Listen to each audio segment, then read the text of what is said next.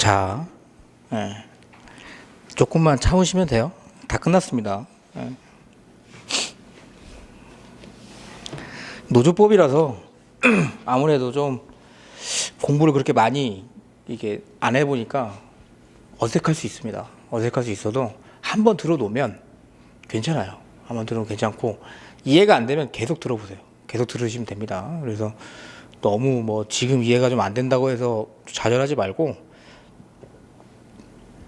동차반을 수업을 하면 거의 이 정도밖에 안 해요. 대신 이거를 4주 4번 정도 나눠서 하겠죠. 수업 시간 자체를. 그래 하나씩 이해를 시켜드리긴 하는데 이게 여기서 안 나오면 어쩔 수 없어요. 솔직히 말해 동차반들 같은 경우에는. 근데 이제 우리는 그런 건 아니고 어쨌든 들어가기 전에 한번 훑어보자 이런 느낌이기 때문에, 예. 보시면 40페이지 보시면 효력 확장입니다. 효력 확장. 이건 뭐냐면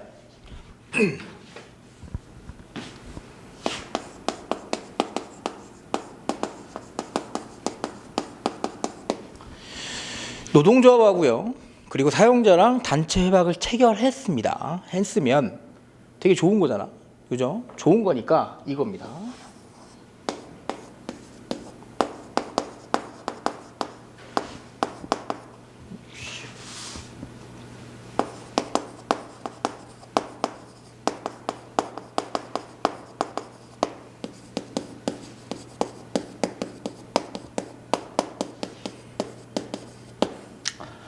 단체 협약 체결하기가 느낌이 어때요? 아까 봤던 것처럼 생각보다 되게 어려워요. 예. 노동조합 체결하고 단체 교섭 해놨더니 거기서부터 문제 발생하고 또 쟁의행위하고 또 달래가지고 다시 안 치고 협약.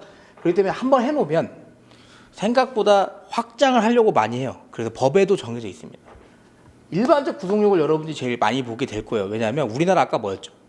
A 회사에 A 노동조합이 있는 경우가 대부분, 즉 기업별 노조기 때문에 하나의 사업장에 다른 근로자들한테 적용시키는 게 더 좋다. 그래서 이게 조항 잠깐 볼까요? 법 규정 35조 일반적 구성을 잠깐 보면, 하나의 사업 상시 사용되는 동종 근로자 뭐 과반수 아니야? 반수 이상의 하나의 단체 협약 적용받게 된 경우, 그러니까 100명 중에 50명만 적용받아도 되는 거예요. 다른 동종 근로자에 대하여 당의 단체 협약이 적용된다. 오케이. 뭐 이거 무인승차 이런 건 다 빼고요. 지금은 요것만 보자고요. 보시면 반수, 그리고 하나 뭐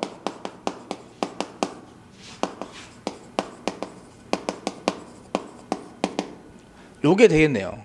반수 이상 그리고 상시 동종 근로자, 요거에 대해서 이런 거요. 그러면 취업규칙에서 봤을 수도 있겠지만 단체 협약의 적용이 예상되는 자도 포함되느냐 이렇게 볼 수도 있고요. 그리고 상시 동종 근로자, 어떤 근로자를 보느냐 이거죠. 정규직이 있을 거고 일용직이 있을 거고 아르바이트 있을 거고 기간제 근로자 있을 거고, 그렇죠? 그러면 이 두 개의 구체적인 기준이 어떻게 되느냐 궁금할 수 있어요. 그게 나온 게 판례입니다. 보시면 일반적 구속력은 문제가 한번 나왔습니다. 예. 너무 전면으로 나와가지고 다시 내기가 조금 힘들 거예요. 왜냐하면 그 뒤로 새로운 판례가 나와야 되는데 안 나왔어. 예. 그래서 보시면 양가로 1번 하나의 사업 또는 사업장에 상시 사용되는 근로자 적용이 뭐냐? 판례는 물지공고 보세요. 하나의 단체 협약 적용을 받는 근로자가 반수 이상이라는 비율을 계산하기 위한 기준이죠. 그렇기 때문에 근로자의 총수로서 근로자의 지위나 종류, 고용의 기간의 정함의 유무, 근로계획 명시에 구애됨 없이 뭐다? 사실상 계속적으로 사용되고 있는 동종 근로자 전부를 봅니다. 기준으로 전부. 알바, 기간제 근로자 필요 없다 이거지. 다 포함. 현재 나와서 일하고 있는 애들 다 넣겠다. 그 중에 반수 이상이 적용돼야 된다. 양가로 이번에 동종의 근로자 보면 아까 제가 말씀드린 겁니다. 밑줄 거 보세요. 그 협약의 적용이 예상되는 자도 포함시킨다. 이렇게. 요 정도 알아두시면 돼요. 요 정도 알아두시면 되고, 차라리 노마자 3번을 알아두세요. 지역적 단위의 일반적 구성형인데 이건 뭐냐면 일단 조항을 읽어보면 일단 전제 조건이 있어요. 여러분 우리나라에서 말도 안 되는 겁니다. 이거. 자, 지역적 구성은 하나의 지역에 있어서 이랑 종업하는 동종의 근로 3분의 2 이상이 하나의 단체 협약 적용받게 된 때에는 행정관청이 당의 단체 협약 당사자, 쌍방 또는 일방의 신청에 의해서 직권으로 노동의 의결을 얻어 당의 지역에 종사하는 다른 동종의 근로자와 사용자에게 당의 단체 협약을 결정할 수 있다. 말이 됩니까? 이거예요. 관악구 신림동에 하나가 너무 좋아서 3분의 2 이상이 적용받으면 뭐 다른 업체도 적용시키겠다. 일단 말이 안 되지. 그죠? 근데 판례가 나온 게 뭐냐면 만약에 이렇게 하더라도 조그마한 노조 있죠. 우리는 노조원이 10명밖에 안 돼요. 근데 우리는 따로 단체 협약이 적용되고 있는 게 있다. 그러면 3분의 2 이상이 효력 요건을 가지고 있어요. 자, 이거 보세요. A라는 지역에 단체 협약이 있어. 근데 여기에 A-라는 기업의 노조가 아주 미미하게 있습니다. 3분의 1도 안 돼. 100분의 1? 근데 얘는 별도의 단체 협약이 있어요.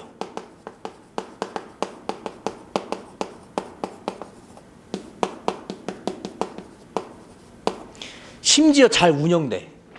그러면 지역적 구속력을 통해서 이거 제끼고, 야, 우리 지역적 구속력을 통해서 이거 니네 거 없애고 이거 적용할 거야. 법적으로는 맞지. 그죠? 취지상 맞나요? 단체 협약의 일반적 구속력과 지역적 구속력의 취지가 뭘까요? 생각 잠깐 해보면 단체 협약이 좋은 게 있는데 니네가 적용을 못 받으니까 우리가 확장해 줄게 이겁니다. 지네가 알아서 열심히 잘하고 있는 애까지 부셔가면서 확장할 필요가 있냐 이거죠. 그래서 판례는 당연히 취지를 기점으로 합니다. 보시면 밑줄 긋은 거 보세요. 협약 외의 노동조합이 독자적으로 단체 교섭권 행사해서 이미 별도의 단체 협약 체결하고 있는 경우 그 협약이 유효하게 종속되고 있는 한 지역적 구속력 결정의 효력은 노동조합이나 그 구성 근로자에게 미치지 않는다고 해석해야. 이 취지랑 맞죠? 이미 잘하고 있는 애까지 부셔가면서까지 할 필요는 없다. 그 정도 보십시오. 요거는 42페이지 보시면 요거는 취지를 되게 많이 알아두세요. 어렵진 않은데 보시면 단체협약 유효기간은 바뀌었죠. 3년으로. 옛날에 2년이었는데 지금 3년입니다. 법 규정이 3년으로 나와 있고 노마자 3번의 판례 제도 취지 이걸 잘 봐두십시오. 왜 유효기간을 정할까요? 단체협약 이렇게 하자. 이거부터 보실까? 체결하기가 이렇게 어려운데 왜 유효기간을 정해놨을까? 한번 정해놓으면 끝까지 가지. 왜 유효기간을 정해놨을까요? 시대가 바뀌니까 그렇습니다. 솔직하게 말씀드리면. 그리고 너무 빨리 바뀌니까 그래요. 너무 빨리 바뀌기 때문에. 근데 3년으로 개정된 취지는 뭐냐면 2년으로 해놨더니 2년 동안 단체 교섭을 했는데도 협약이 안 되는 경우도 많이 발생한 거예요. 밀려 있어. 지금 22년인데 20년도 단체 협약도 체결이 안 된 경우도 종종 있습니다. 자동차 유명한데 거기는 진짜 그래요. 왜? 그만큼 빡세니까. 그래서 유효기간을 정해놓은 취지가 뭐냐? 판례는 보시면 노동조합법 제32조 1항 유효기간입니다. 2항에서 유효기간을 3년으로 제한한 거는 단체협약 유효기간을 너무 길게 하면 사회 경제적 여건의 변화에 적응 못하겠죠. 옛날 거 적용하고 있으면 안 되니까. 그리고 당사자를 부당하게 구속하는 결과가 있기 때문에 밑에 보시면 단체협약의 내용을 시의에 맞고 구체적 타당성 있게 조정해 나가도록 하는데 뜻이 있다. 이 정도는 암기를 할 수 있죠. 어렵지 않으니까. 시대에 발맞춰 나가겠다는 겁니다. 2번 보시면 법내 연장이 있는데 이건 뭐냐면 조항 밑줄 긋은 거 보세요. 단체 협약의 그 유효기간이 경과한 후 이미 끝났습니다. 유효기간 3년이. 새로운 단체 협약이 체결되지 아니한 때에는 새로운 단체 협약이 체결될 때까지 종전 단체 협약의 효력을 종속시킨다는 취지의 별도의 약정이 있는 경우에는 그에 따른다. 당사자 일방을 해지하고자 하는 날에 6개월 전까지 상대가 통과하면서 종전을 해지할 수 있다. 그러니까 별도의 약정이 있어요. 유효기간 끝났는데 우리는 그래도 뭐 한 6개월 정도 이전 협약을 유지하자. 조항이 있으면 유효기간이 끝나도 따른다는 거지. 왜? 취지가 있어요. 왜 이런 걸 어떻게 보면 법 위반이잖아요. 어떻게 보면 3년인데 3년 위반해서 계속 하겠다는 거네. 취지를 보면 요겁니다. 밑줄 긋은 거 보세요. 노동조합법 제32조 1항 및 2항에도 불구하고 단체협약 자치의 원칙을 어느 정도 존중하면서 이거예요. 단체협약 공백 상태를 막는 겁니다. 단체협약의 공백 상태를 발생을 각적 피하는 목적으로 사전에 불확정 기한부 자동 연장 조항. 자, 불확정 기한부는 뭐냐면 기한이 없는 겁니다. 6개월에 정해놨으니까 문제지 다음 단체협약이 체결될 때까지라고 해도 일단은 유효한 거예요. 왜? 단체협약 공백 생기면 뭡니까? 원칙대로 따지면 근로조건 우리가 8시부터 9시부터 18시 근무하고 그 다음에 휴일 없고 연장 없어. 이런 근로조건을 정해놨는데 유효기한이 끝나면 원칙적으로 뭐예요? 이것도 다시 정해야 됩니다. 그죠? 9시부터 18시 근로 할 수가 없는 거예요. 원칙적으로 보면. 하지만 그 부분은 어차피 뒤에 나오지만 그렇기 때문에 이런 공백 상태가 있는 게 안 좋기 때문에 솔직히 공백 상태는 채무적 부분하고 관련이 있어요. 노조 사무실 같은 거. 유효기한 만료됐다고 빼버리면 어떻게 됩니까? 안 되겠지. 그러니까 어느 정도 불확정 기한부 자동 연장 조항을 해서 인정을 하겠다 이거예요. 보시면 사전에 불확정 기한부 자동 연장 조항에 의하여 일정한 기간 제한을 두지 아니하고 유효기한이 경과한 단체 협약의 효력을 새로운 단체 협약 체결 시까지 연장하기로 약정하는 것은 허용하되 아까 제가 본 거 있죠? 6개월 안에 당사자 일방입니다. 합의도 아니고. 근데 마음에 안 들어. 해지해버릴래. 해지할 수 있답니다. 밑에 보시면 6개월의 기간을 둔 해지권의 행사로 언제든지 그 불확정 기한부 자동 연장 조항에 따라 단체 협약을 실효시켜 버릴 수 있어요. 그렇기 때문에 연장 조항 넣어줘도 된다 이거지. 그 정도. 3번 보시면 연장 기한이 3년의 제한을 받는지입니다. 연장 조항이 있어요. 불확정 기한부. 이게 아무 말 없으면 3년 조항 받냐? 그럴 필요는 없겠죠. 그럴 필요는 없어요. 그래 일률적으로 3년 제한 대신은 아니한다라고 보는 거고. 이런 경우 있어요. 단체 협약에 그 6개월 안에 일방 해지권 자체를 못하게 하는 경우가 있습니다. 단체 협약을 확고하게 하기 위해서. 어때요? 안 되겠지. 왜? 법에 있는 걸 제끼면 안 됩니다. 법에 있는 거, 법에도 지금 보호하고 있잖아요. 일방 해지권을. 그러면 밑줄 그은 거 보시면 그 적용을 배제하는 것은 허용되지 않는다. 이렇게. 그래서 여기 단체협약 유효기간은 요거 취지 판례를 좀 잘 알아두십시오. 문제가 나오면 그쪽이 나올 확률이 높아요. 넘어가시면 요건 잘 아실 것 같은데 44페이지 단체협약 실효 및 치료의 근로관계인데 아까 잠깐 했습니다.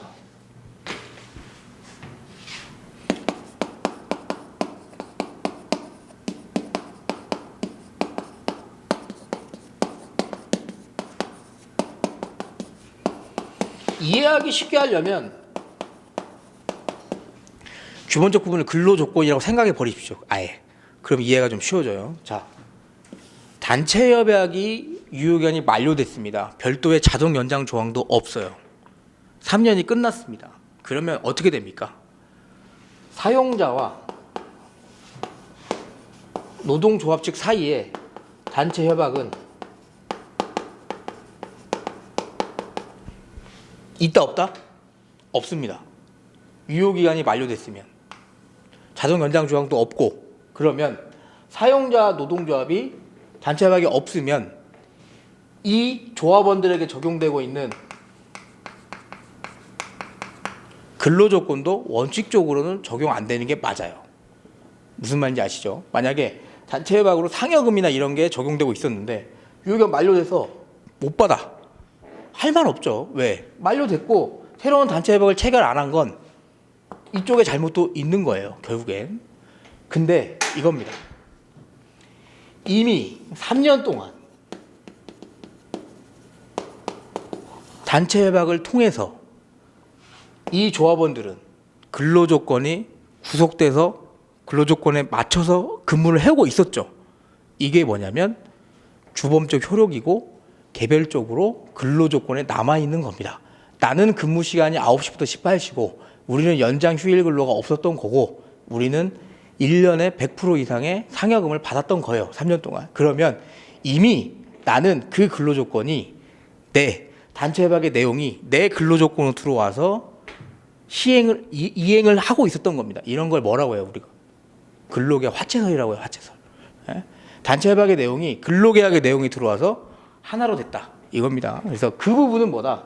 단체 협약 효력이 끝났다고 하더라도 인정해 줘야 된다. 그래서 규범적 효력과 관련해서는 실효 후 여후요라고 합니다. 효력을 좀 인정해 줘야 되냐 이런 부분. 채무적 부분은 뭐다? 이거야 조합원의 특수한 사항이 있어요. 개별적 근로관계에 포함돼 가지고 이행을 하고 있는데 채무적 부분 뭐예요? 노동조합하고 관계가 끝난 겁니다. 지금 단체 협약하고. 자, 임대인이 임차인하고 관계 끝났다고 생각하면 방을 빼야지. 이건 뭐예요? 원칙적으로 만료 끝 없어요. 인정해 주는 거. 노동조합 사무실 제공 원래 빼야 돼요. 그렇게 보시면 노맛 그 44페이지 판례 태도 보세요. 2번 보세요. 2번 규범적 부분. 양가로 1번 근로계약 화체설의 기본 원칙. 요거를 좀 자세히 봐놓으십시오. 보시면 판례는 단체 협약이 실효되었다 하더라도 임금, 퇴직금이나 노동시간 그 밖에 개별적인 노동 조건에 관한 부분은 단체 협약의 적용을 받고 있던 근로자의 근로계약의 내용이 되어 그것을 변경하는 새로운 단체 협약, 취업규칙 체결 작성되거나 또는 개별적인 근로자의 동의를 얻지 않는 한, 개별적인 근로자의 근로계약의 내용으로 여전히 남아 있는 겁니다. 왜? 여러분 단체 협약 유효기간 만료됐다고 해서 출근 안 할 거야? 아니잖아요. 출근할 거 아닙니까? 근로조건은 남아 있는 거예요. 그래서 근로계약 화체설이라고 보고 저 위에 원칙 판례는 X 표시 잘못 들어갔습니다. 네. 그 다음에 양가로 이번 새로운 단체 협약의 체결 보시면 이거예요. 규범적 효력 인정 오케이. 근데 새로운 거 체결되면 뭐예요? 이전 거 인정 안 하겠죠. 당연한 겁니다. 그래서 밑줄 본 거 보면 새로운 단체 협약 체결되면 종전의 단체 협약은 더 이상 개별적인 근로계약 내용으로 남아있지 않다. 채무적 부분 보시면 채무적 부분이 나오기가 좀 힘든 게 이 조합사무소가 나왔어요.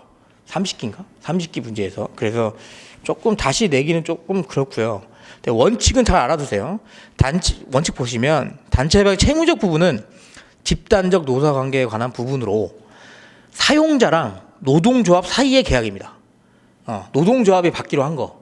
그래서 유효기간 만료되면 뭐다? 원칙적으로는 없어지는 게 맞아요. 사라지겠지.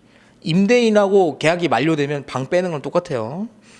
그래서 제일 많은 게 뭐야? 노조 전임자. 뭐다? 유효기간 만료되면 원직 복귀해야지. 그죠? 나 끝났잖아요. 끝났어요. 그리고 양가로 이번 조합 사무소인데 사용대차 목적물은 그 반환 시기에 관한 약정이 없는 경우 계약이나 목적물의 성질의 사용의 수익이 종료된 때. 자, 이게 뭐냐면 민법 지식이 있으면 좋은데 자 보세요. 사용대차 개념이 뭐냐면 약간 이런 느낌입니다. 임대료를 받고 쓰는 게 아니고 공짜로 내주는 느낌. 조합사무소 사업주가 임대료 받나요? 안 받아요. 내주죠. 왜? 조합 활동을 위해서 노동상권 향유를 위해서 내주는 겁니다. 약정이 있으면 모르는데 약정이 없으면 뭐냐면 저 상대방이 다 쓸 만큼 썼다. 이제 사용할 필요가 없겠구나 되면 반환을 하는 겁니다. 주인한테. 여기서 주인은 누구예요? 사업주겠지. 그러면 그 약정이 없을 때 반환 시기, 사용 수익이 종료된 시기를 단체 협약의 유효기간 만료 시기로 봐도 되느냐가 문제가 된 겁니다. 오케이? 왜? 유효기간이 만료됐다고 해서 애를 쫓아내면 조합원들 있을 때가 있어요, 없어요? 없잖아. 그거예요. 근데 요건 제가 이거 보고 한번 말씀드리고 좀 특이했습니다. 왜 그러냐면 여기가 강남에 되게 유명한 땅덩이였어요. 거기에 조합사무소가 있는데 공짜로 해주니까 기업에서 너무 아까운 겁니다. 그래서 이걸 임대인한테 주고 싶은데 단체 협약 효력기간이 만료가 됐고 주려고 했더니 얘네가 야 무슨 소리야 우리가 그럼 최소한의 노조 사무실 제공받아야지 해서 사업주가 어떻게 했냐면 강남 아니고 조금 싼 데다가 얻어줬어요. 근데도 못 뺀다 이거지. 그때 이제 문제가 돼서 이 판례가 나온 겁니다. 보시면 대주가 계약을 해지한 데 반환도 되어 있는 거. 이거는 그 민법 613조 사용대차입니다. 밑에 보세요. 밑줄 그은 거. 단체 협약 전체가 해지된 지 6월이 경과되어 소멸되었다 하더라도 그 사유만으로 당연히 위와 같은 사용대차 목적물의 반환 사유인 사용수익 종료 또는 사용수익에 족한 기간이 경과해 있다고 할 것은 아니어서 무슨 말이냐. 유효기간 만료됐다고 노조 사무실 바로 빼버리면 어떻게 된다?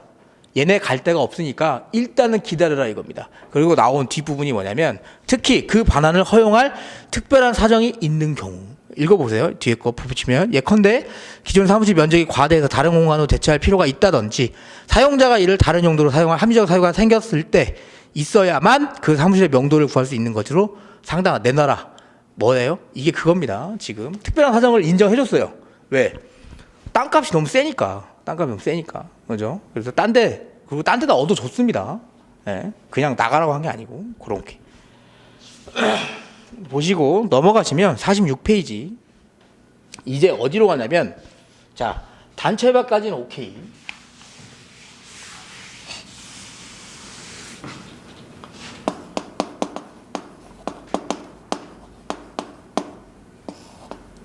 교섭에 나오지 않거나 단체 협약에 정한 내용을 지키지 않았을 때 그거를 교섭에 나와라. 그리고 단체 협약을 지켜라. 라고 주장할 수 있는 단체 행동권과 연결된 게 뭐다? 쟁행입니다. 쟁행.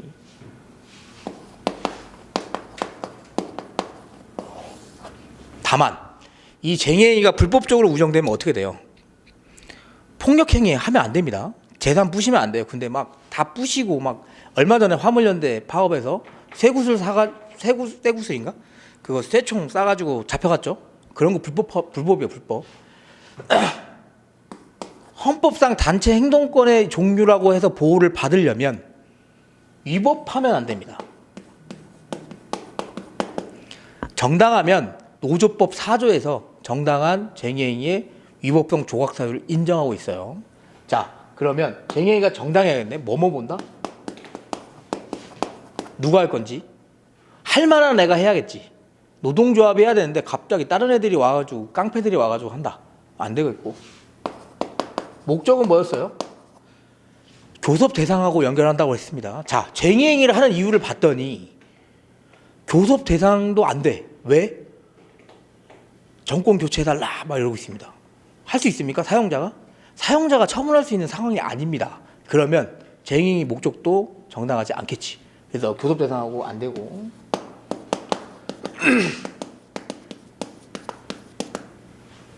수단 방법 봤더니 사용자의 시설 관리권과 합리적으로 제약해서 규율에 따라서 해야 되는데 갑자기 전부 아무것도 못하도록 다 점거해버린 겁니다. 다 점거해버렸어요. 최소한의 생산시설은 유지하게끔 하거나 막 이런 경우가 있어요. 제조업 같은 경우에는 용광로 같은 거 있죠. 그게 한번 멈추면 다시 작동하는데 일주일 이상 걸려요. 그러면 이게 국가적으로 피해가 너무 크죠. 그러니까 최소한 그 용광로 자체를 돌릴 수 있게끔 유지를 해야 된다. 이런 최소한의 규칙이 있어요. 그게 수단과 방법. 네 번째는 뭐냐면 이겁니다. 절차. 이건 좀 잘 알아두세요. 노조법 37조 보면 37조에 쟁행위 찬반 투표가 있습니다. 37조 맞을 거야. 찬반 투표를 거쳐야 됩니다. 찬반 투표 거쳐야 돼. 왜? 왜 거쳐야 돼? 쟁행위 했어요. 정당한지 정당하지 않은지 판단 언제 납니까? 이미 다 이루어진 다음에 이거를 법원에 판단을 맡겼을 때 쟁행위가 정당하지 않다, 정당하다 판단이 납니다. 그러면 참여를 할 때 조합원으로서 쟁행위가 부당해, 그래서 발생하는 손해배상 책임을 떠안을 수 있죠. 그러니까 뭐다? 야, 너 잘못되면 책임 떠안을 수 있어. 확실히 알고 인지하고 결정해 해야 하기 때문에 뭐다? 찬반 투표를 무조건 실시하는 겁니다. 오케이? 그게 다예요. 그게 다다. 쟁행위는 밭입니다. 밭. 기출 밭. 예, 내기 딱 편해요. 보시면 법 규정 보시면 찬반 투표가 30조가 아니었네요.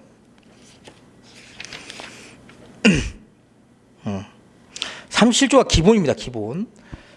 보시면 37조 보세요. 법 규정. 쟁행위는 그 목적, 방법, 절차에 있어서 법령 기타 사실세 위반해서는 안 된다. 나와 있고요. 판례태도 보시면 원칙. 이거는 그냥 암기. 쟁행위 문제 나오면 이거 먼저 쓰고 시작합니다. 37조 쓰고 원칙 판례 쓰고. 보시면 그 주체는 단체교섭 주체가 되겠지. 그리고 목적 아까 말한 거고 법령이 규정한 절차를 밟아야 되고 수단과 방법이 사용자의 재산권과 조화를 이루어야 할 뿐만 아니라 다른 기본적인 인권을 침해하지 않는 등 그 밖에 헌법의 요청과 조화되어야 한다는 원칙 하에서 하나하나씩 나옵니다. 뒤에 보시면 법의 노조 봤죠? 법의 노조. 아까 봤습니다. 신고증 못 받은 애들 그래도 뭐다? 노동상권을 인정해준다. 그래도 보면 신고주의를 택한 취지가 있는데 보시면 밑에 신고증 교부받은 노동조합에 한해서 신고증 교부받은 노동조합에 한해서 노동기본 향유주체 인정하려는 것은 아니므로 뭐다? 법의 노조도 쟁행위는 할 수 있습니다. 근데 쫓아내버리면 되지. 그죠? 살쾡이 파업은 뭐냐면 이거예요. 하부기관이 위에 상부기관 모르게 그냥 파업하는 거. 안 되겠지. 안 되겠지. 3번 보세요. 양가로 3번. 지부분해. 요거는 조금 알아주세요. 동그라미 1번. 지부분해는 밑에 있는 애들이 파업하는 겁니다. 지부분해는 독립적 노동조합 아니기 때문에 단체교섭 쟁의의 당사자 인정될 수 없어요. 없고 예외를 잠깐 볼까요? 예외는 좀 알아주시면 좋습니다. 이런 하부 단체인 분해나 지부가 봤더니 일반 노동조합이랑 똑같이 행동을 하면 인정해 줄 수 있습니다. 보면 독자적인 규약이나 집행기관을 가지고 독립된 조직체로서 활동하는 경우 당의 조직이나 조합원 관한 고유의 사항에 대해서 독자적으로 교섭하고 단체 협약 체결할 수 있다라고 보는 겁니다. 있다. 이 정도 알아두시면 돼요. 요거는 나오려면 앞에 나와요. 앞에. 네, 그래서 또 넘어가시고 목적의 정당성 보세요. 노마자 이번 판례 태도 잠깐 볼까요? 판례 태도 어디서 봤습니까? 이 판례 교섭 대상에서 봤습니다. 우리 똑같아요. 단체 교섭 대상이 되는 단체 교섭 사항에 해당하는지 여부는 헌법 33조 1항과 노조법 29조 그리고 플러스 뭐 사용자가 처분할 수 있는 사항이어야 된다. 오케이? 오케이. 당연히 교섭 대상에 올라와야 그걸 거부했을 때 쟁행위를 할 수 있는 거예요. 2번이 뭐냐면 주된 진정한 목적입니다. 이거예요.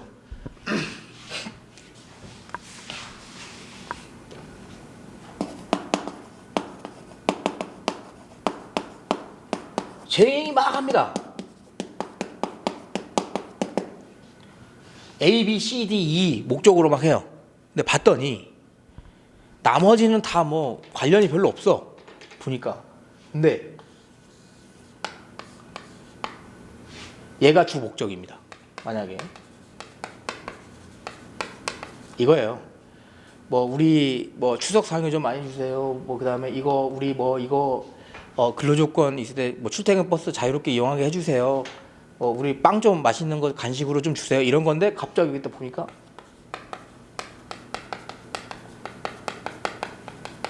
우리 서로 좋은 게 좋은 거니까 정리하고 하지 마세요. 이렇게 여러 개가 있는데 뭐예요? 실질적으로 주된 목적은 뭐다? 이겁니다. 이거. 그래서 사업주가 만약에 여러 개가 있잖아요. 교섭할 때 그래 이거 빼고 나머지 다 들어줄게 했어요. 근데 얘네가 갑자기 쟁행이 빵 해버리면 결국엔 뭐다? 주된 목적이 뭐였다? 정리해고 금지였다. 그 판례입니다. 그래서 여러 개가 있을 때 주된 목적으로 보는 게 뭔지 그거 보시면 판례는 목적이 여러 가지고 그중 일부가 정당하지 못한 경우 일부가 정당하지 못한 겁니다. 정리해고 막 이런 걸로 주된 목적 내지 진정한 목적의 당부 그 쟁행의 목적의 당부를 판단 즉 뭐다? 아까 그 B 있죠. 지운 거 그거 가지고 쟁행의 목적 판단하겠다 이거지. 나머지 건 필요 없고 왜? 나머지 거 어차피 안 할 건데 뭐 그죠? 구체적 검토 보시면 이건 그겁니다. 아까 그 기업 매각 봤었죠. 기업 매각과 관련해서 그 매각 자체는 상관없는데 거기에 딸려온 후폭풍이 너무 큰 경우입니다. 근로조건과 그때는 이렇게 본다 이거예요. 보시면 밑줄은 거 보세요. 실질적으로 그 실시를 반대한다고 함은 비록 형식적으로 민영화 등 구조조정을 수행한다고 하면서 결과적으로 그 구조조정의 목적을 달성할 수 없게 하는 요구 조건을 내세움으로써 실질적으로 구조조정 반대와 같이 볼 수 있는 경우에 포함된다. 이거 실질적 목적이 뭐냐 이걸 보는 겁니다. 그렇게 밑에 거 보시면 연구소장의 퇴진을 요구했어요. 형식적으로는 이상한 건데 보니까 밑에 보세요. 노동조합 핵심적인 관심 사항은 연구 자율 수호 운동을 주도한 것에 대한 보복 조치를 하여 이를 처해를 구한 것이고 그 뜻은 조합원의 근로 조건의 개선 요구에 있다고 볼 수 있다면 교섭 당해 볼 수 있다. 자, 실질적으로 근로 조건과 관련돼 있다면 오케이 해주겠다 이거예요. 실질적으로 위에 거는 실질적 형식적으로는 근로 조건과 관련된다고 주장하지만 실질적으로는 아예 구조조정 자체를 못하게 하려고 막는 경영 사항에 침해되는 경우는 안 돼. 근데 밑에 거는 봤더니 그냥 뭐 연구소 자율 수화 운동인데 봤더니 근로조건과 관련이 있다. 그러면 인정해주겠다. 그래서 주된 진정한 목적을 살펴봐야 된다. 이렇게 판례는 그게 기준입니다. 양가로 1번을 좀 알아두세요. 양가로 1번을. 그 다음에 절차의 정당성인데 보시면 보시기 전에 요거 좀 보실까?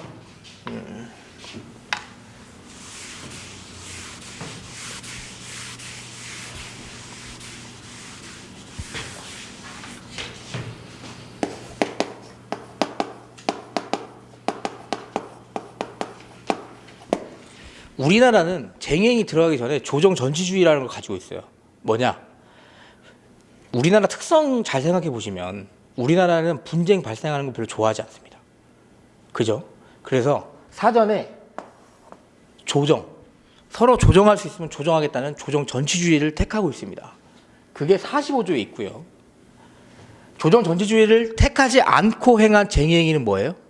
원래는 위법입니다.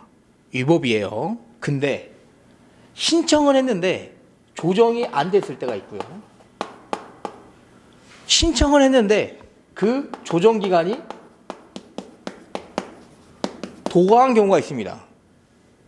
기간이 지났어요. 기간이 지날 때까지 얘기는 했는데 얘기가 잘 안 된 거야. 그러면 이거 안 돼서 쟁행위 했습니다. 그럼 어쨌든 조정 안 거쳤네.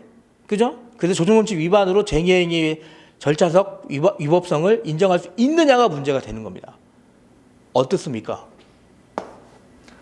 조정이 이루어지지 않고 조정기간이 경과된 거 이거 한쪽 책임을 물을 수 있어요? 아니야.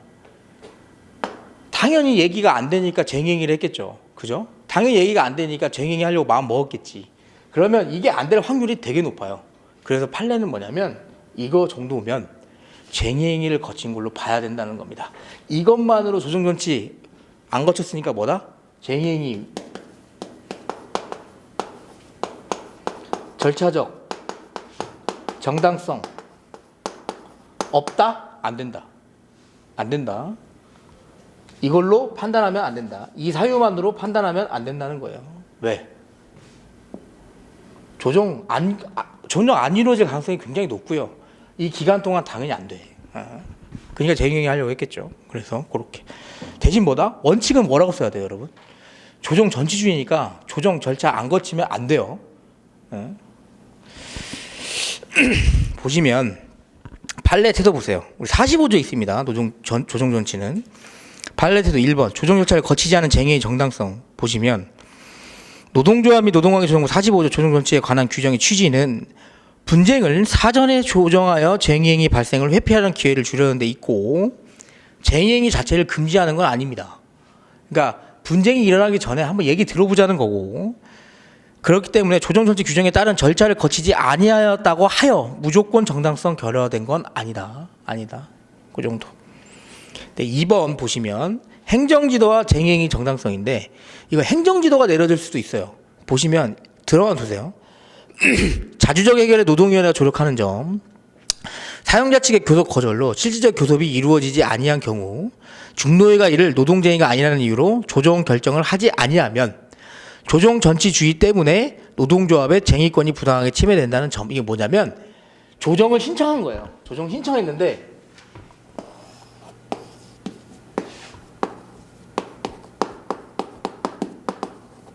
노동위원회가 조정을 안 해주는 경우입니다. 근데 그것만으로 쟁행위를 못하게 하면 뭐예요? 이거 단체 행동권 자체를 침해하고 있는 겁니다. 근데 그런 경우를 말하는 거예요. 그리고 밑에 보시면 조정이 종료된 겁니다. 기간이 지나서. 그리고 조정을 절차를 거친 것으로 보는 것이 타당하다. 아까 제가 말씀드리는 거예요. 그래서 중노의 행정지도 이후 이루어진 이 사건의 쟁행위는 노조법 45조 규정에 이른 조정 절차를 거친 이후에 이루어진 쟁행위로 보는 것이 옳다. 여러분들 알아야 될 건 밑에요. 실제 중노의 조정안을 제시하는 등 조정 결정을 해야만 조정 절차를 거쳤다고 해석한다 하더라도 보시면 위반 행위로 말미암아 국민 생활의 안정이나 사용자의 사업 운영에 예기치 않은 혼란이나 손해를 끼치는 것과 같은 부당한 결과를 초래하는지 여부를 구체적 사정을 살펴봐야 된다. 이렇게.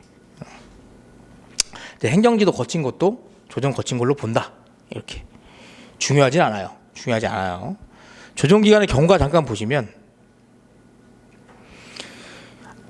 똑같습니다. 조정 기간 경과된 건 뭐예요?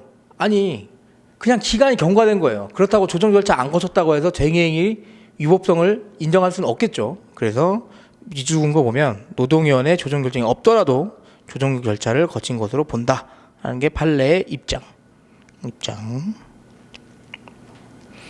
4번은 뭐냐면 좀 다릅니다. 자, 4번 잠깐만.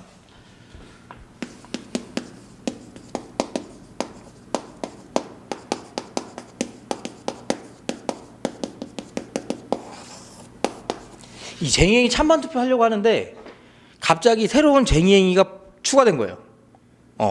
원래는 A만 가지고 하려고 했는데 여기서 갑자기 야 우리 B도 하면 안 돼?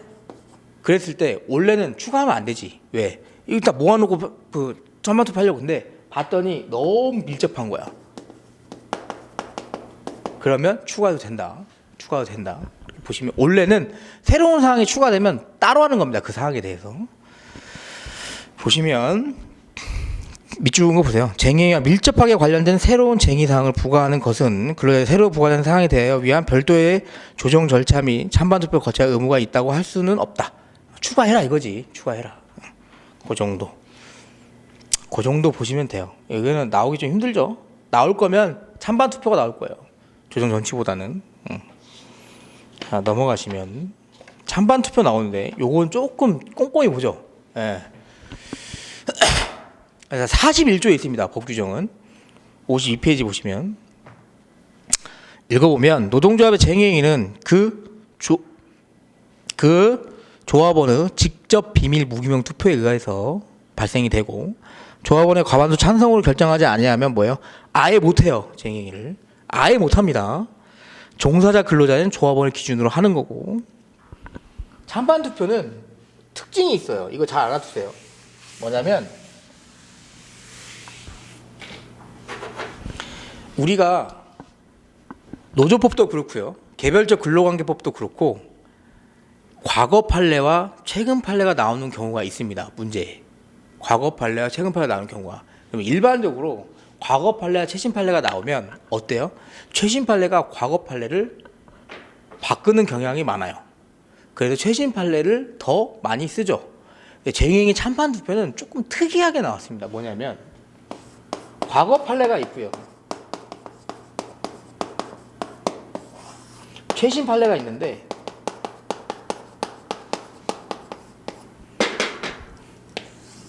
특이하게 입장을 바꾸는 거에 한정하지 않고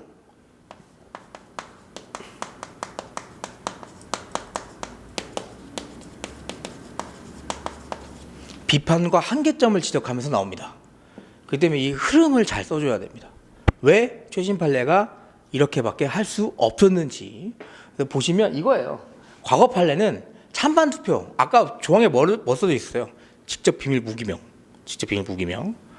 근데 노동조합의 성격을 잠깐 생각해 보면 강성이라고 생각해 봐요. 강성이라고. 그럼 내가 반대할 수 있을까? 쉽게? 그죠? 무기명 찬반 투표 하면 좋지. 근데 대부분 노동조합이 어떻게 했냐?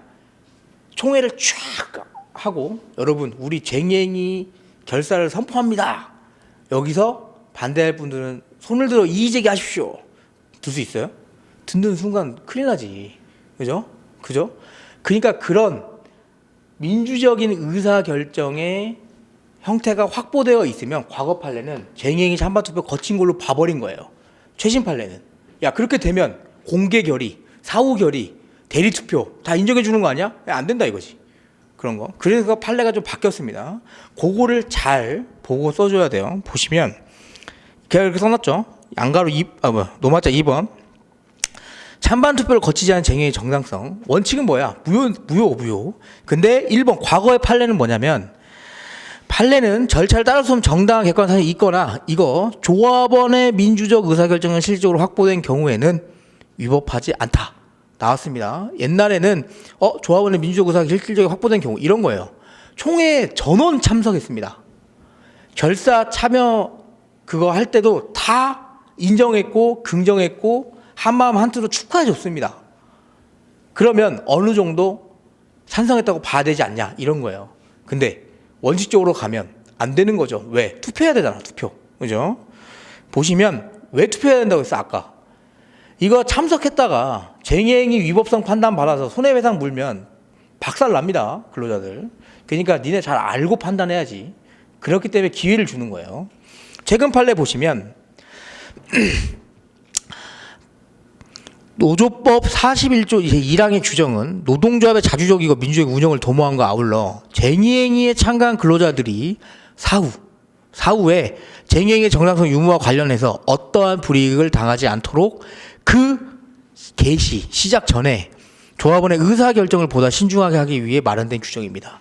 야 이거 만약에 위법하고 손해배상 되면 니네 큰일 나. 근데도 알고 하는 거지. 이렇게. 그래서 밑에 보세요. 조합원의 민주적 의사결정이 실질적으로 확보된 때에는 단지 노동조합의 내부 의사 형성 과정에 결함이 있는 정도에 불과하다고 하여 쟁행위의 정당성이 산실되지 않는다고 해석한다면, 즉 과거 판례처럼 해석하면 뭐다? 위임에 대한 대리투표 그리고 공개 결의, 아까 그겁니다. 화이팅! 합시다! 사후 결의. 일단 쟁행위 해놓고 결의하는 거예요. 이미 벌어졌는데 뭘? 사실상의 찬성 간주. 야, 반대할 의사 없으면 다 찬성한 걸로 보겠습니다. 이게 뭐예요? 용인이 되는 거야. 그래서 그와 같은 견해는 위의 관계 규정과 대법원의 판례 취지에 반하는 것이 된다는 입장입니다. 무슨 말인지 알죠, 지금? 즉, 과거 판례에 조합원의 민주적 의사결정이 실제로 확보된 경우란 뭐다? 최신 판례는 인정 안 하겠다 이겁니다. 안 하겠다. 뭐 해라?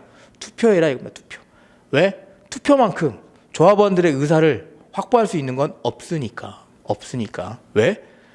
니네 이거 하다가 잘못하면 어떻게 된다? 다 손해배상 책임 물어야 되니까. 그렇게. 시기상으로도 그래요, 여러분. 쟁행위가 정당한지 정당하지 않은지는 쟁행위가 다 이루어진 다음에 이루어져요. 여러분, 파업할 때 시작할 때는 내가 정당한지 위법한지 잘 모르잖아. 만약에 이거예요. 시작할 때는 정당했어. 근데 하다가 애들 때렸다고. 부시고 불 지르고. 그건 뭐예요? 그때부터 위법한 겁니다. 아셨죠?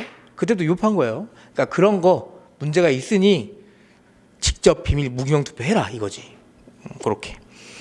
3번 보시면 지부분해의 찬반 투표인데 이건 뭐냐면 그 밑에 있는 기관들 쟁행위를 예정하고 있는 경우는 어떻게 해야 되냐? 그러면 뭐냐면 전체 노동조합 말고 그냥 니네끼리 해라 이거예요.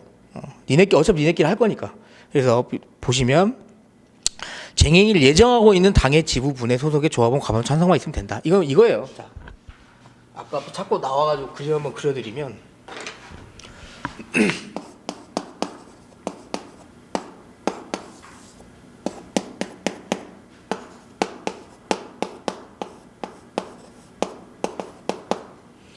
이런 식으로 A 노조는 크게 있고 여기 다 지부별로 따로 있어요. 근데 쟁행위를 얘만 해.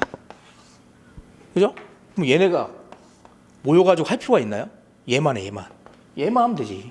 얘만 찬성 투표 해가지고 얘만 어디 사업장에 여기 분해 사업장에서 하겠지. 그죠? 얘만 찬반 투표해도 된다 이거예요. 오케이? 그래서 찬반 투표는 여러분 과거 판례랑 최근 판례를 좀 잘 알아두세요. 제가 말한 거 강조점. 4번 쟁의 찬반 투표 시기인데 원칙 상관없습니다. 왜? 법에 없어요. 찬반 투표 언제 해야 되는지. 그래서 보시면 판례는 큰데 봐야 될 건 밑줄 근거 보시면 돼요. 위의 절차를 위반한 쟁의인은 그 절차를 따를 수 없는 객관적 사정이 인정되지 않는 한 정당성 상실된다. 왜? 찬반 투표 안 하면 안 된다. 일단 원칙이 그거고. 조정 절차를 거치지 않고 실시되었던 사정만으로 그 쟁의행위 정당성 상실 안 된다. 아까 봤습니다. 그냥 단순히 조정이 경과되고 그리고 종정 기간이 경과되고 단지 조정이 이루어지지 않았다는 사정만으로 쟁의 위법성 안 돼. 왜? 조정 자체는 뭐예요? 쟁의행위 발생되기 전에 사전에 분쟁을 해결하려고 한 거지. 이거 하지 마. 이게 아니라고. 취지 자체가. 그리고 밑에 보세요. 실시 시기를 제한하는 규정도 없습니다. 그러면 밑에 보시면 쟁행에 대한 조합원 찬반 투표 실시 시기도 법률로서 제한되어 있다는 등의 사정이 없는 한 노동조합이 자주적으로 결정하는 게 뭐다? 노동상권 취지에 부합한다 이겁니다. 그 정도 보시면 된다. 밑에 아까 나온 게 한 번 더 나오는 거예요. 쟁행위 자체를 금지하려는데 있는 게 아니죠. 조정 절차가. 그래서 쟁행위를 조정 절지 규정에 따른 절차를 거치지 않았다 하더라도 무조건 정당성을 결여한 쟁행위가 되는 건 아니다. 그래서 조합원 찬반 투표는 당시 노동쟁의 조정 절차를 거쳤는지 여부를 기준으로 쟁행위 정당성을 판단할 것은 아니다라는 입장이다. 시기가 나올 일은 없고요. 만약에 찬반 투표가 나오면 시기를 관련 판례에 써주세요. 네. 쉽죠? 원칙 안 거치면 안 돼. 2번 조정 절차 안 거친 것만으로도 쟁행위 위법성 판단 안 돼. 세 번째 뭐예요? 제일 중요한 거. 법에 없어 시기. 그러면 니네가 알아서 하는 거지. 니네가 알아서 하는 겁니다. 노사가 알아서 하는 겁니다. 노동조합이. 넘어가시면 수단과 방법의 정당성입니다. 요게 올해 나왔죠. 올해 나왔습니다. 올해 나온 부분 잠깐 설명해 드릴게요. 이따가. 절차까지 받고 이제 수단과 방법의 적용성까지 가는 겁니다. 보면 밑에 보세요. 기본 원칙. 소극적으로 노무를 제공을 전면적 또는 부분적으로 정지하여 사용자에게 타격을 주는 겁니다. 여러분, 자, 쟁의행위는 요거 헷갈리면 안 돼요.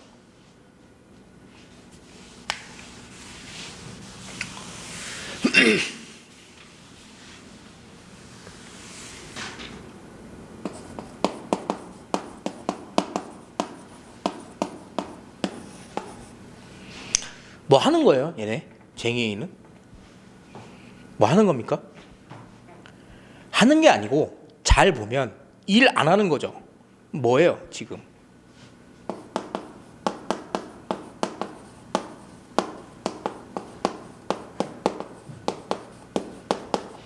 일 안 하는 거. 소극적 노무 제공 거부고 이거는 그냥 이해 차원에서 자, 행정쟁속법 하시죠? 해야 되는데 안 하는 거 뭐라고 합니까?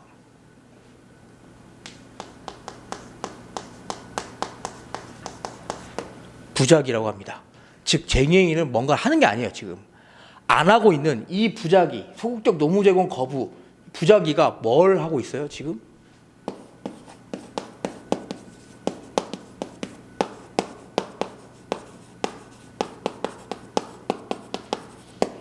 사업 운영에 차질을 주고 있는 경우입니다. 쟁의행위는 저걸 꼭 알아두세요. 왜? 이따 위법한 쟁의행위 업무상 방해죄 들어갈 때 완전 킥포인트가 됩니다. 아셨죠?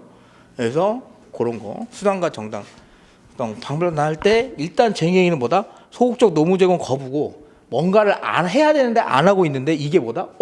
사업 운영에 차질을 주면서 내가 원하는 걸 얻게 되는 구조입니다. 지금 보시면 원칙 보세요. 기본 원칙 밑줄 긋은 거 소극적 노무 제공 거부를 전면적, 부분적으로 정지하여 사용자 타격을 주는 것이고 노사관계 신의성질 원칙에 비추어 공정성 원칙에 따라야 하고 사용자의 기업 시설에 대한 소유권, 기타 재산권의 조화를 이루어야 함은 물론 폭력이나 방해행위를 수반해서는 안 된다.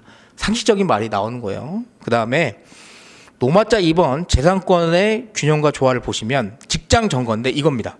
자, 어차피 우리나라는 아까 봤던 것처럼 기업별 노조가 대부분이라고 했습니다. 그러면 쟁행이 어디서 이루어져요? 사업장에서 이루어질 확률이 100%입니다. 그러면 사업장 안에 점거의 문제가 나올 수밖에 없습니다. 사업장 안에서 해야 되니까. 자, 보면 판례는 밑줄 긋은 것만 보세요. 일부분이고 변정적, 부분적, 병존적. 그 말이 무슨 말이냐면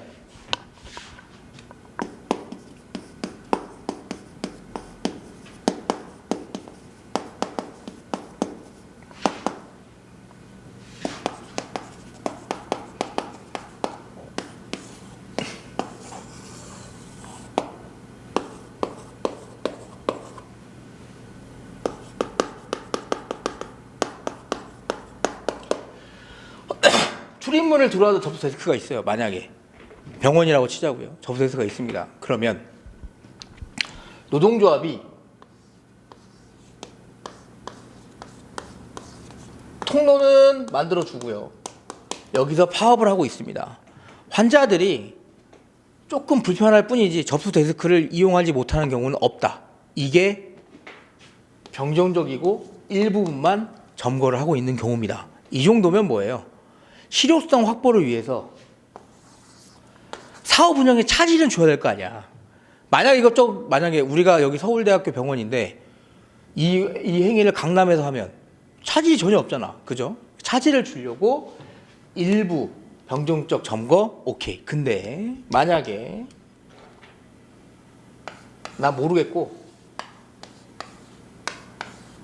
출입문 다 막아버립니다. 아무것도 못하게. 환자 못 들어와. 이건 뭐다? 전면적 배타적 점거입니다. 아예 아무것도 못하게. 그건 뭐예요? 사업 운영에 차질을 주는 게 아니고 뭐예요? 파업 못하게 하는 거잖아. 그런 건 안 된다 이겁니다. 과도한 건. 그렇게. 그래서 판례가 나오면 직장 점거는 이렇게. 일부분 병존적 오케이. 전면적 배타적 안 됩니다. 안 됩니다.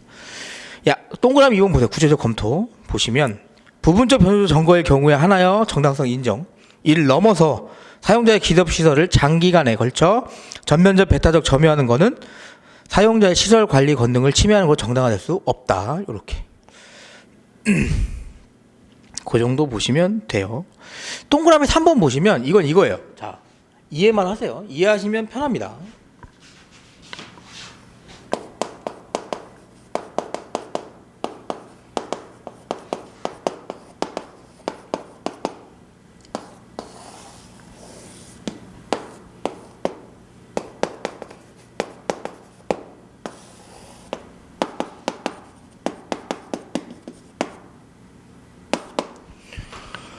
A회사, B회사, C회사가 한 층에 있어요. 만약에 출입문 여기 하나입니다. 여기 하나예요. B회사 직원들이 여기서 이거 하고 있어요. 그러면 B회사 전면적 배타적 이건 둘째치고 지금 어디가 문제입니까? 얘 못 나가요. 얘 뭐예요? 여기 지금 공용 복도를 뭐 얘가 함으로써 아예 사용을 못하게 하고 있죠. 요거 어떻게 되냐 이거지. 정당성 판단 되겠습니까? 이거 지금 전혀 관련 있는 제3자한테 피해를 주면 안 되는 겁니다. 그거예요 지금 그 판례가. 보시면 사용자가 제3자와 공동으로 관리 운영하는 시설에 점거하는 경우입니다. 보시면 밑줄 거 보세요. 주거의 평온을 누릴 권리. 그리고 밑에 보시면 공동으로 관리 사용하는 제3자의 명시적 또는 추정적인 승낙이 없는 이상. 뒷부분 줄 안 친 거 읽어볼게요. 제3자에 대해서까지 이를 정당이라고 하여 주거 침입의 위법성 조각이 된다고 볼 수는 없다는 입장입니다. 즉 A회사가 주거 침입대로 꺼져라고 하면 꺼져야 돼요. 아셨죠? 당연한 거지. 동그라미 4번이 뭐예요? 우리 시험에 나온 겁니다. 시험에 나왔기 때문에 꼼꼼하게 보실 필요는 없고요. 왜 그래야 되는지 취지를 잠깐 보면 올해 나왔어요. 올해 설마 낼까 했습니다. 저는 솔직히 진짜로. 네. 왜냐면 너무 최근이라.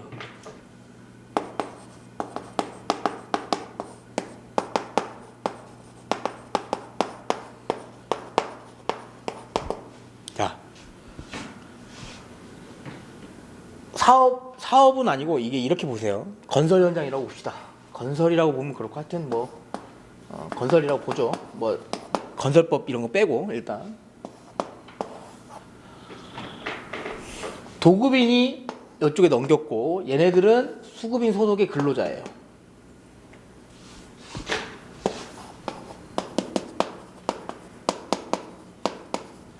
근로 제공을 도급인 사업장에서 하는 상황입니다.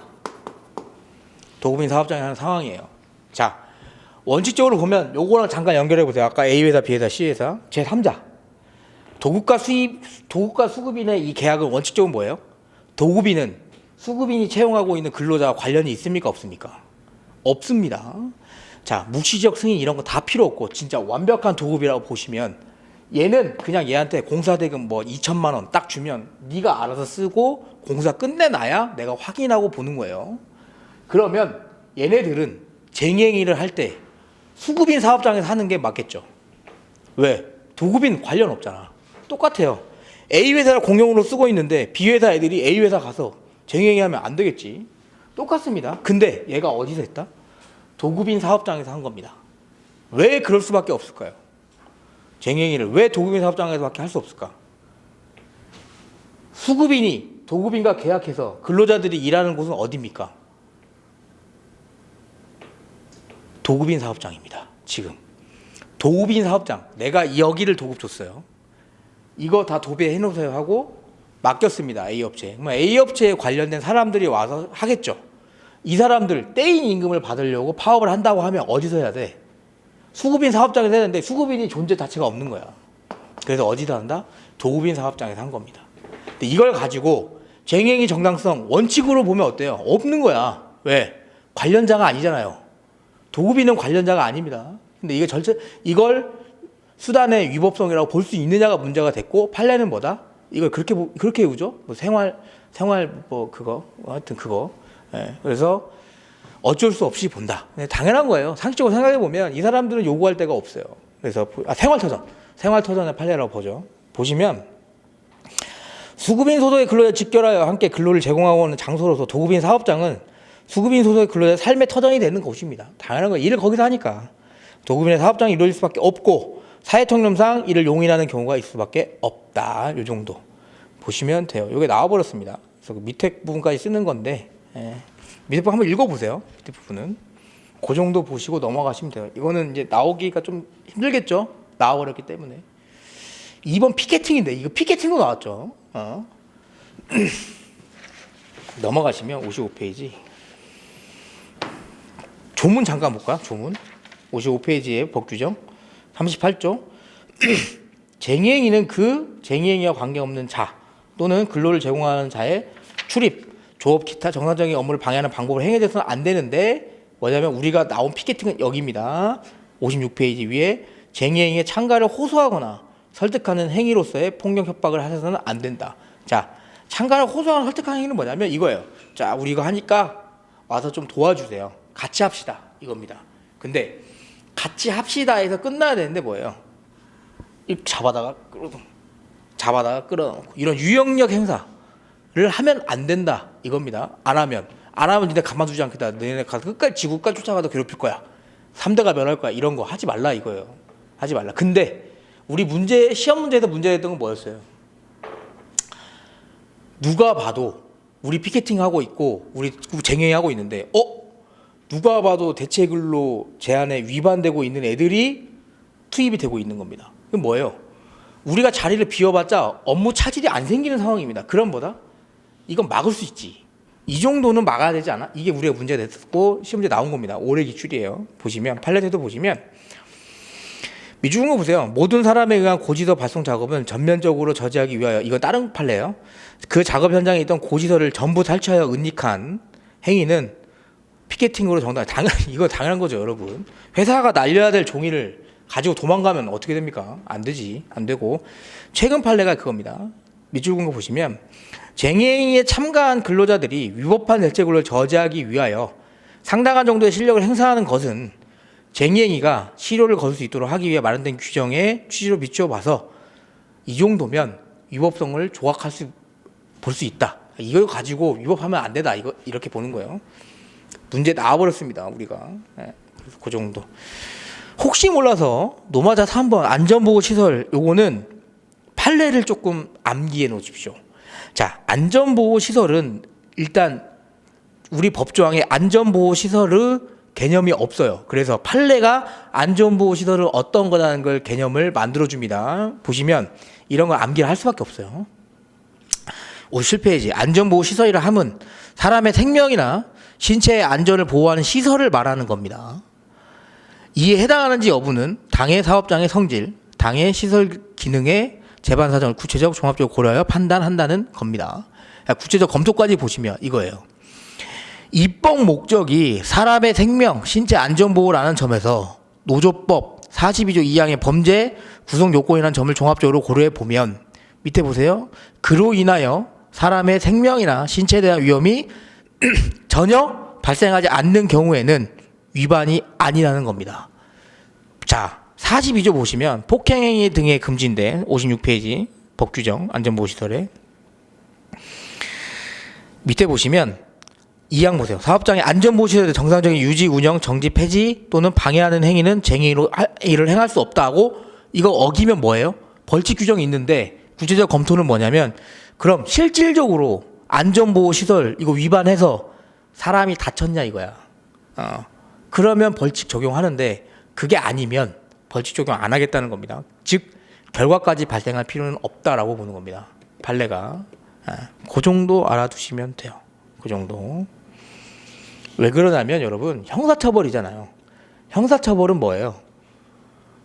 죄형 법정주의입니다. 명확해야 돼요. 사실관계가. 그렇게. 넘어갔으면 직장폐쇄인데 요거 조금 쉬었다 가시죠.